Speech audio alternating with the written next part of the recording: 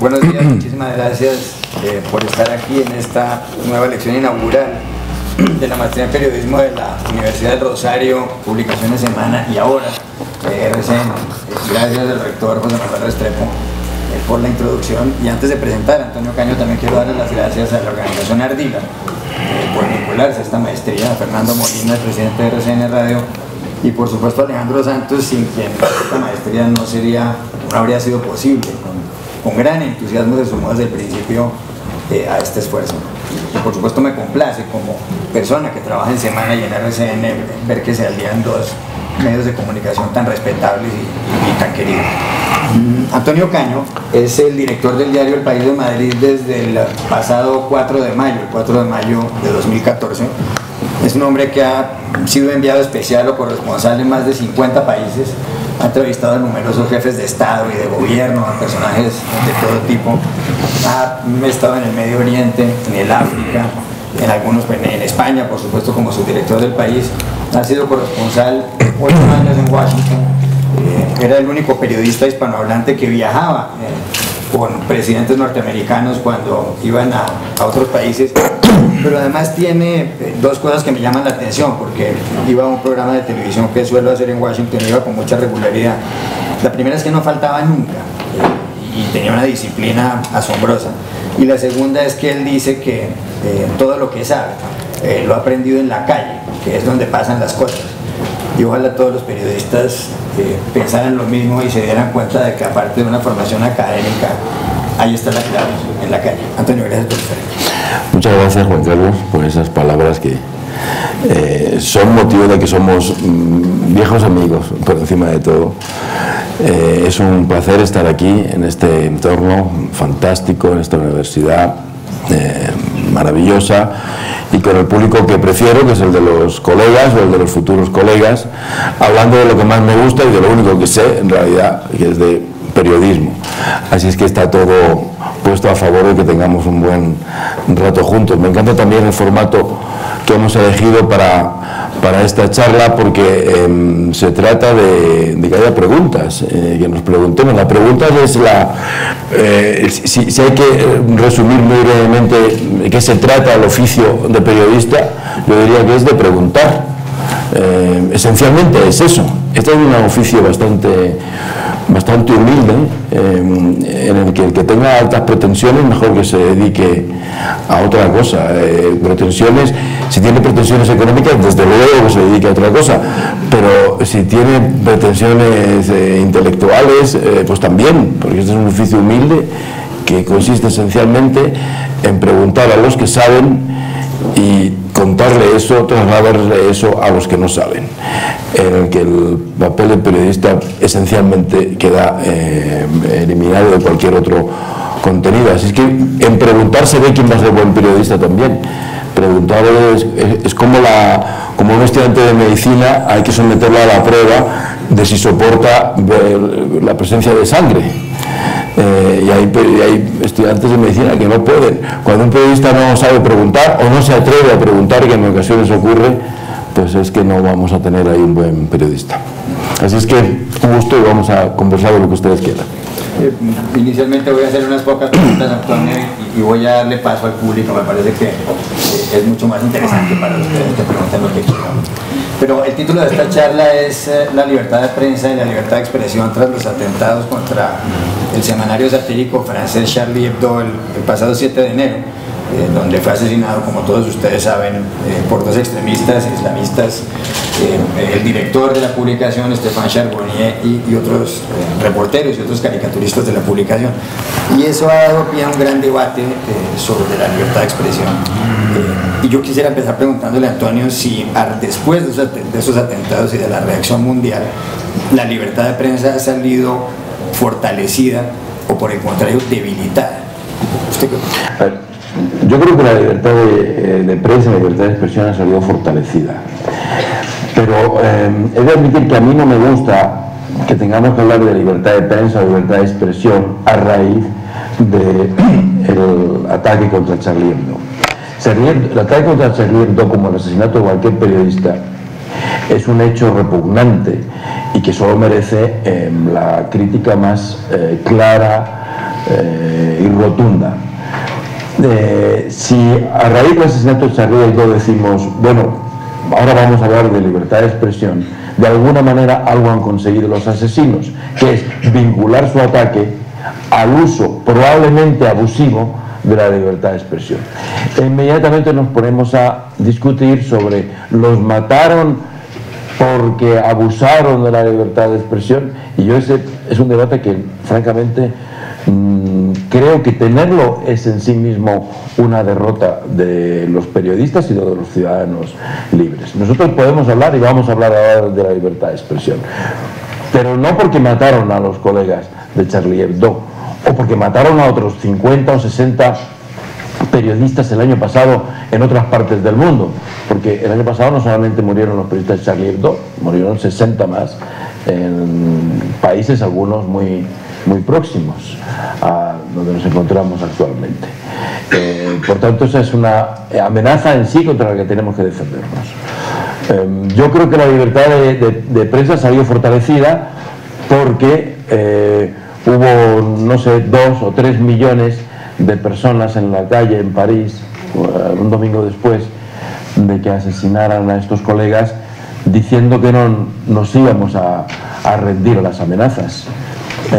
Es una manifestación suficientemente clara de qué principios estamos defendiendo y de por qué estamos aquí, y por qué escribimos, por qué hacemos periódicos, y por qué vamos a seguir haciéndolos, o por qué vamos a contar noticias en cualquier plataforma que la tecnología ponga a nuestra disposición. A raíz de los atentados se ha hablado mucho de algo que escandaliza a ciertas personas, o a muchas personas, que es el derecho a ofender y también el derecho a blasfemar, es decir, a insultar a una deidad, a insultar a Dios. Bueno, los españoles tal vez es el país donde más se blasfeman, ya saben ustedes lo que dicen cuando se refieren a Dios. Hay que proteger ese derecho, por una parte, y por otra parte, ¿qué piensa usted de las palabras del Papa? Cuando a los pocos días dijo, hombre, si alguien insulta a mi mamá, pues se ganaría un puñetazo. Blasfemar, entre otras cosas, es que primero es divertido. Que no ha escuchado los chistes más divertidos son los que incluyen blasfemias. Es divertido. Después es relajante. Cuando uno va en el auto y se cruza a alguien así, o te hacen, hay una descarga, la blasfemia tiene una descarga. Blasfemar en público, y en público como, digamos, un medio de comunicación, pues puede ser más o menos, digamos, bonito, pero en ningún caso entiendo yo que eso es sancionable. Si a alguien le ofende una blasfemia, la primera opción que tiene es no comprar ese periódico, o apagar la radio, o cambiar el programa de televisión que está viendo. Yo no creo que tenga que haber ninguna ley contra la blasfemia, ni ninguna ley que restrinja el uso de la libertad de expresión. En los países democráticos, en un Estado de Derecho, los abusos de la libertad de expresión se corrigen en los tribunales. Cuando un ciudadano considere que su honor ha sido ultrajado, o que su honor le ha causado un perjuicio severo del que tiene que defenderse, pues lo que debería hacer es acudir a los tribunales y defender su causa. Y cualquier ciudadano en sí que se sienta ofendido por algo, por una publicación que le resulte de alguna manera lesiva, pues lo que puede hacer es no comprarla. Pero es muy peligroso, realmente muy peligroso, sugerir que los periodistas deban autocensurarse, porque el límite de la autocensura o la autocensura se sabe cuándo empieza, pero no se sabe cuándo acaba. Si hoy tenemos que autocensurarnos para no ofender a los musulmanes, el mismo derecho van a pedir los católicos, y hay ofensas contra los católicos constantemente en múltiples medios de comunicación, y a continuación van a pedir ese mismo derecho a los judíos, y sería una cuestión, en fin, imparable. Dicho eso, hay que admitir que existen diferentes conceptos de la libertad de expresión. y que en Oriente, esencialmente, en las culturas islámicas, esto que yo estoy diciendo no lo entienden ni lo comparten. Hace apenas 10 días tuvimos en Davos una reunión de editores de periódicos y televisiones, y fue un encuentro largo durante casi un día, en el que había directores de periódicos, digamos, de medios occidentales, y otros directores de periódicos de Asia, norte de África, algunos importantes. Estaba el director de Al Arabiya, que es de Emiratos Árabes, o Al Jazeera, que es de Qatar, algún periódico importante de Indonesia, que es un país musulmán. Y ellos, cuando algunos de nosotros defendíamos la tesis que yo estoy defendiendo ahora, no la compartían en absoluto. Consideraban que la ofensa al profeta Mahoma es intolerable, incluso para los musulmanes más moderados y más occidentales, y para los musulmanes que han estudiado en Harvard y en Cambridge, y nos advertían que si insistíamos en esta vía íbamos a provocar un conflicto muy grave con todo el mundo islámico, que íbamos a hacer que los moderados apoyaran a los radicales, que íbamos a crear un gran cataclismo mundial, ¿no?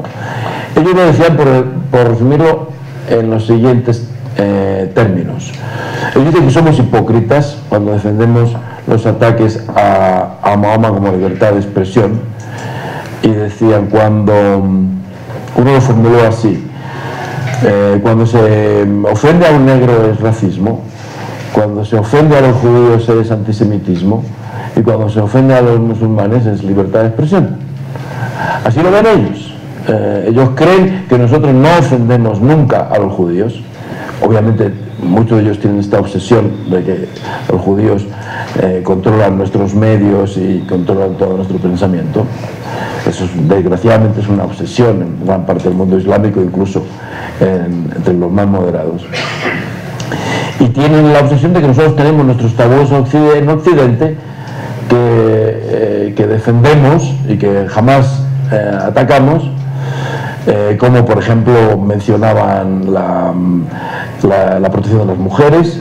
Dicen que jamás hacemos chistes o ofensas groseras contra las mujeres, las razas, los minusválidos. En fin, ellos enumeraban cuáles son lo que consideran que son los terrenos en los que nosotros jamás usamos el insulto, pero dice que como no tenemos ni hemos tenido nunca a lo largo de la historia respeto por el Islam, pues no tenemos, en fin, consideramos que hay que atacarlo, lo atacamos con demasiada impunidad.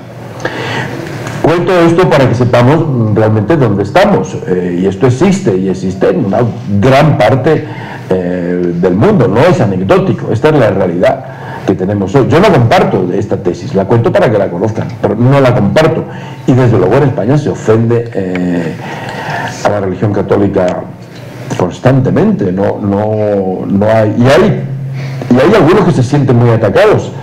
En España todavía existe constantemente algún grupo católico que se manifiesta delante de un teatro donde se está representando una obra que consideran que ataca valores cristianos,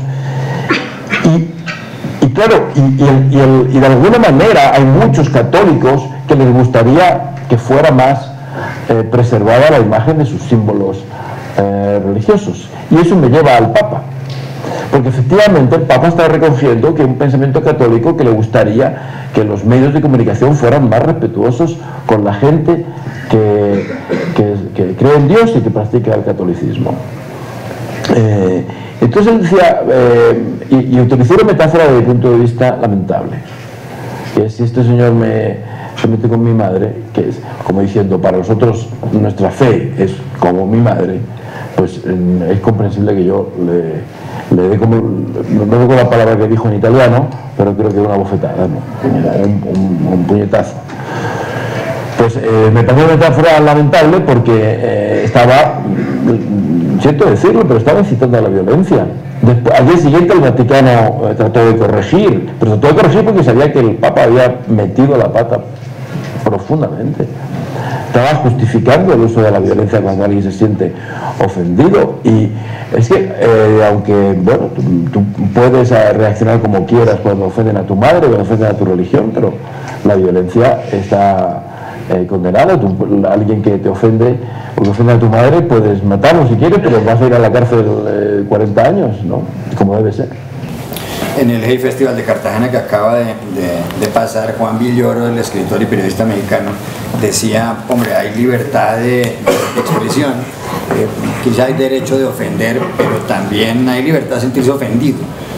Y en cierto modo sugería que ese periodismo, esas caricaturas, son innecesarias. Y mucha gente se pregunta, ¿para qué se ponen a hacer caricaturas así si lo que van a desatar es una ira y quizá unos locos de estos? Por supuesto que nunca una caricatura debe ser respondida con un asesinato. Pero, ¿qué piensa usted de esa otra teoría? ¿No es un periodismo también innecesario esa? Pero es que innecesario es una palabra que no aplica a ningún ámbito del periodismo. Puede ser grosero, pero lo hacen básicamente para que la gente se ría, porque es divertido. Yo les aseguro que les cuento un chiste ahora mismo sobre y se van a partir de risa. Para eso se hace, para que la gente se ría. Bueno, hay gente que considerará que el chiste es de mal gusto, pues bueno, que no comparará las revistas y el chiste de mal gusto. A mí personalmente me parece que Charlie Hebdo hace chistes de mal gusto. Yo hacía años que no leía Charlie Hebdo.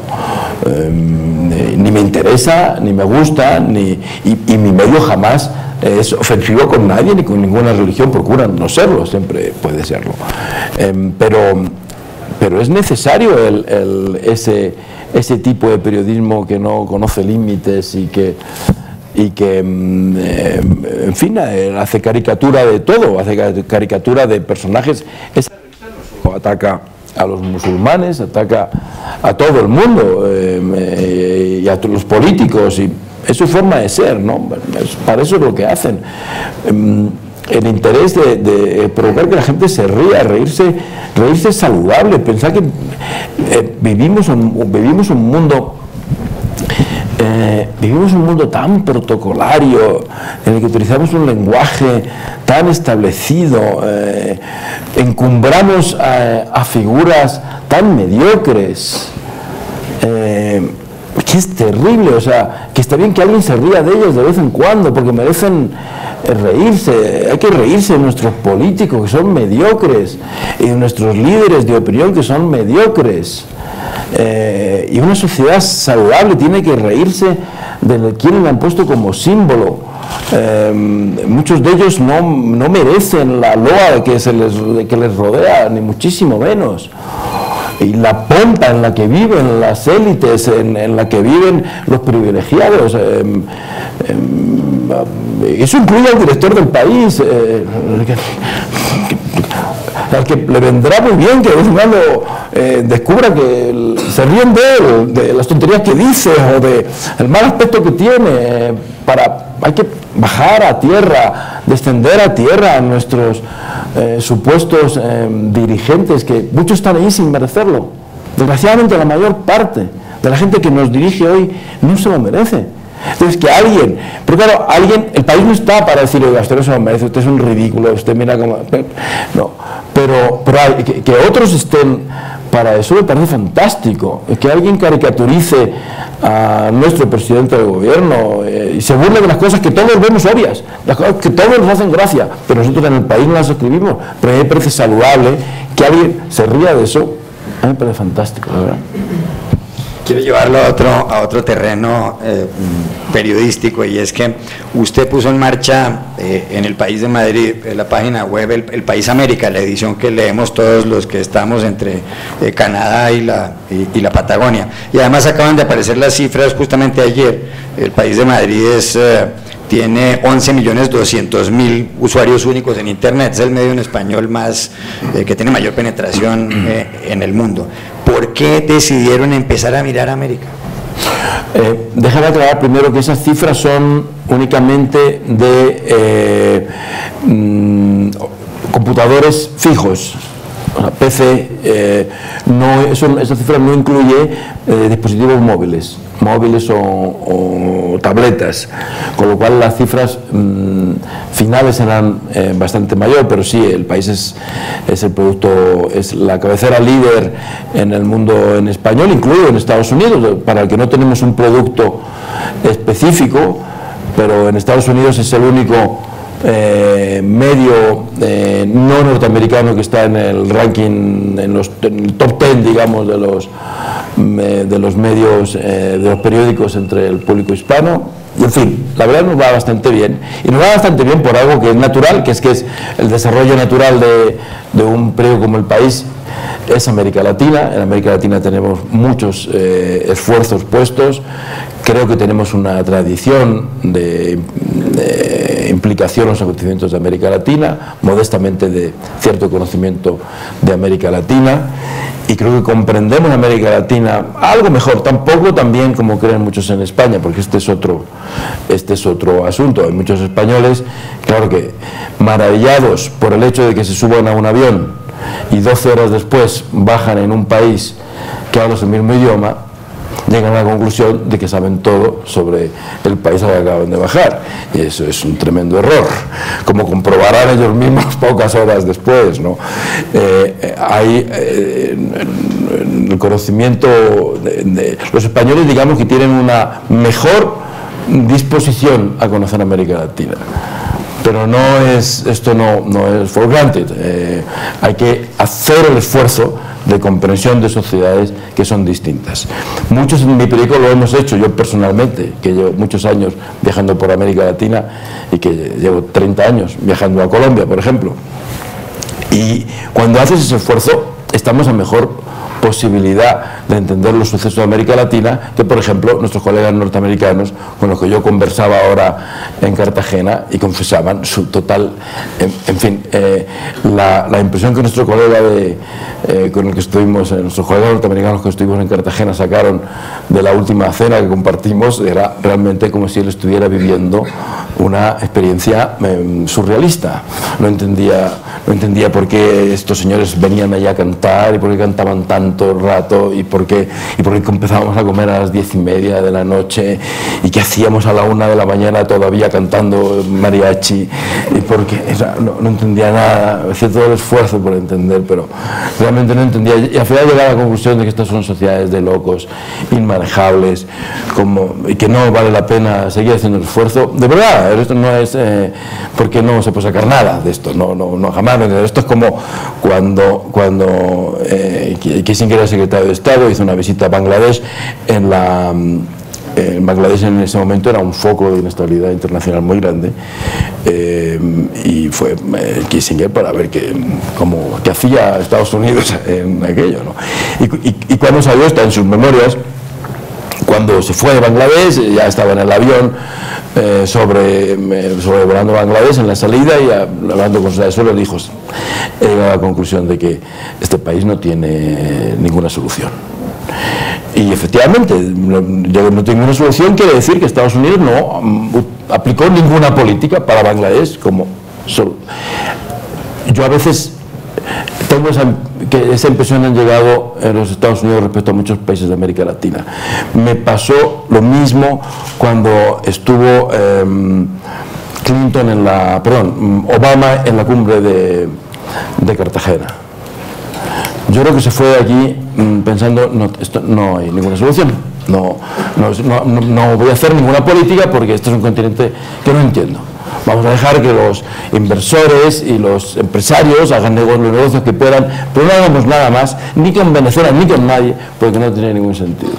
Recuerdo las cosas que comentaba la gente en la Casa Blanca cuando Obama volvió a su hotel después de la sesión inaugural, en la que hablaron todos los participantes en la cumbre, cada uno con discursos del orden de 40 a 45 minutos. Esa cumbre, ¿cuántos miembros tiene? Son 16, las Américas, no sé, tal vez más. Cerca de 20 o más jefes de Estado. Cada uno hablando además para sus propias audiencias nacionales y con voluntad de impresionar a los demás. Imaginarás que no eran discursos que buscaban cuál era el punto común para Entonces, claro, yo imagino el escenario, o sea, el escenario es para, yo ser un escenario, en fin, surrealista, una cosa, y la gente de la Casa Blanca comentaba cómo, en fin, le decían como, qué impresión ha sacado el presidente, y el lenguaje corporal era terrible, o sea, el lenguaje corporal de Obama es que había llegado a la conclusión de que no entendía nada. Entonces, yo entiendo eso, porque nosotros hacemos también discursos largos e inútiles y cenamos tardísimo, más tarde que ustedes todavía, y estamos todo el día en la calle y hablamos, tenemos reuniones infatigables en las que nunca se llega a nada y decimos, bueno, esto tenemos que seguir dándole vueltas a este asunto, ponemos en marcha un proyecto en enero y en junio decimos, bueno, ¿cómo va eso? Bueno, hemos avanzado un poco, entonces para noviembre, 3 años después, el proyecto está ahí a medio terminar.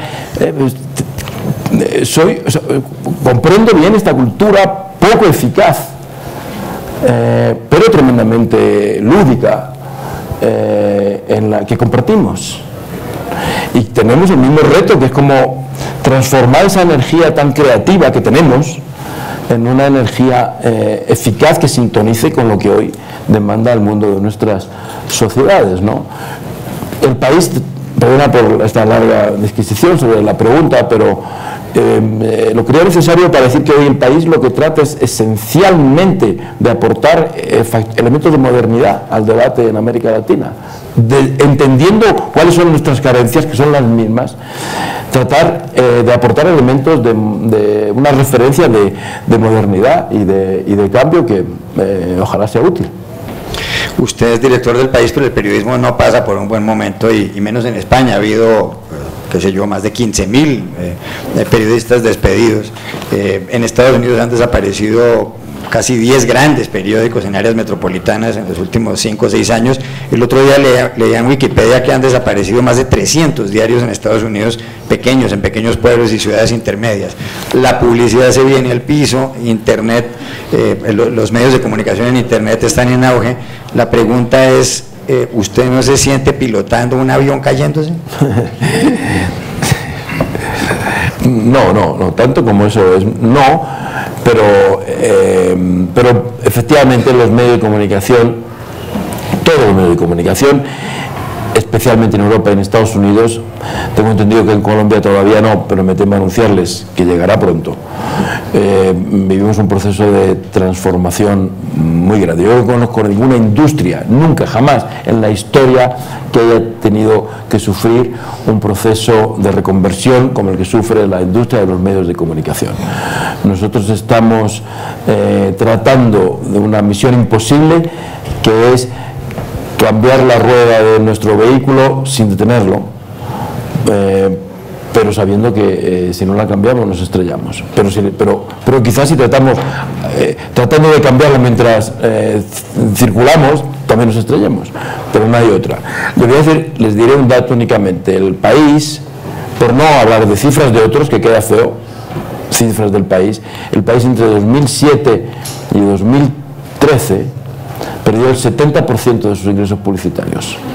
70%.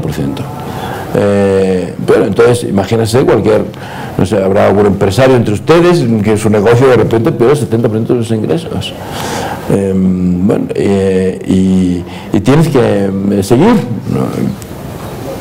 No solo tienes que seguir, sino que tienes que invertir, porque de la salvación de tu empresa depende de que seas capaz de abrir una línea de negocio nueva en un área de la que no sabías nada, en un área para la que no tienes gente formada, de la que no tienes perfiles en tu empresa, a la que tienes que educar para esa vía de negocio. Lo más parecido que se me ocurre es, supongo, cuando Montblanc descubrió que las plumas estilográficas ya no servían, y entonces había que hacer bolsos y carteras se dicen en Colombia, ¿no? Y entonces, pero claro, no debe ser lo mismo hacer una pluma que una cartera, y es la misma diferencia que hay entre la pluma y una cartera, hay entre un periódico impreso y un periódico digital. prácticamente la misma. Lo único que se parece es que la pluma de la cartera son negros y tienen una estrella blanca por arriba, pero lo demás se parecen poco, ¿no? O sea, es un periodo de reconversión muy difícil, del que no sé cómo saldremos. Soy optimista, pero tengo que serlo, porque si no, no sería director del país. Imagínense. Preguntan, cuando estás en el país, la primera pregunta que te hacen, no ya a la gente, sino a tus colegas, es: oye, Antonio, ¿tú crees que podemos salvarnos? No, imaginas que no puedo decirle, lo dudo. Una última pregunta antes de darle paso al público, pregunta que por supuesto mucha gente se estará haciendo también, y tiene que ver con Podemos, con este movimiento encabezado por Pablo Iglesias, que quiere que se terminen las políticas de austeridad de la Unión Europea en España, y sobre todo que tiene un discurso contra lo que llaman la casta, los jefes de los partidos políticos, el Partido Popular, el PP conservador y el Partido Socialista, el PSOE de centroizquierda. Hace 2 días salieron 100.000 personas, según algunos cálculos 300.000, según otros, a Madrid a respaldar a Pablo Iglesias, que además en las encuestas, en los sondeos de opinión, tiene un 30% de intención de voto, aunque las elecciones son a finales de noviembre, si el calendario electoral se cumple. ¿Usted le teme a Podemos? No, yo no le temo nada a Podemos. Podemos es un partido político más en España. Yo lo único es que desconozco bien qué es Podemos, y algunas de las cosas de las manifestaciones de Podemos me inquietan. Me inquietan porque no conozco cuál es su fin, y me inquieta porque me recuerdan algunas cosas que no me gustan. La manifestación de la que hablas, por ejemplo, ¿qué propósito tenía? Normalmente una manifestación es para protestar por algo o para demandar algo. Esta no. Esta era únicamente una manifestación para aclamar a su líder. Ahí no había ningún otro móvil, no había ninguna otra reivindicación, porque las reivindicaciones eran una manifestación para conquistar el cielo, para, en fin, ese tipo de eslogan, ¿no? El pueblo unido, ese tipo de cosas, ¿no? Entonces, no, el principal problema de Podemos es que no se sabe qué pretende, cuál es su programa político, qué va a hacer cuando gobierne, y qué va a hacer con la economía, qué va a hacer con la política, qué va a hacer con la política internacional, qué va a hacer con la seguridad. Pues claro, esto de que yo estoy en contra de las políticas de austeridad, yo también estoy en contra de la política de austeridad en Europa, y que creo que Europa debería de cambiar de política económica. Pero por un lado, esto de austeridad no es que alguien dice, alguien es favorable a la austeridad, no hay nadie favorable a la austeridad. La austeridad en ocasiones es la exigencia de una crisis económica. No hay recursos para pagar las pensiones o para que Europa mantenga el nivel de estado de bienestar que ha tenido. No los hay. El estado del bienestar, tú conoces bien, Juan Carlos, que ha vivido allí, europeo, es en ocasiones algo, en fin, desproporcionado. El salario mínimo que Syriza quiere no, ha impuesto en Grecia, es superior al salario mínimo español. Pero el PIB de Grecia es 3 veces inferior. Entonces, esto no es una decisión que un político puede decir, esto es el salario mínimo, se paga con euros. Los euros los regula, los emite el Banco Central Europeo, no en Atenas. Ningún gobierno europeo puede caprichosamente imponer las pensiones que quiera o el salario mínimo que quiera, porque surge de una hucha común, en la que, por cierto, hay dinero de España. Grecia ha vivido durante los últimos años de las ayudas europeas, a las que España ha contribuido con 16.000 millones de euros, que salen del presupuesto de los españoles y de los impuestos de los españoles, y por tanto tiene algo que decir sobre el salario mínimo de Grecia, porque es el mismo dinero que se emite en el Banco Central Europeo. Con lo cual el debate es bastante más, como ven, bastante más complejo. Yo estoy en contra de las políticas económicas que se hacen en Europa, y quiero que se cambien, pero quiero que se cambien considerando todos los aspectos, no 4 discursos demagógicos que lo único que llevarían es a la ruina de todos en última instancia en Europa.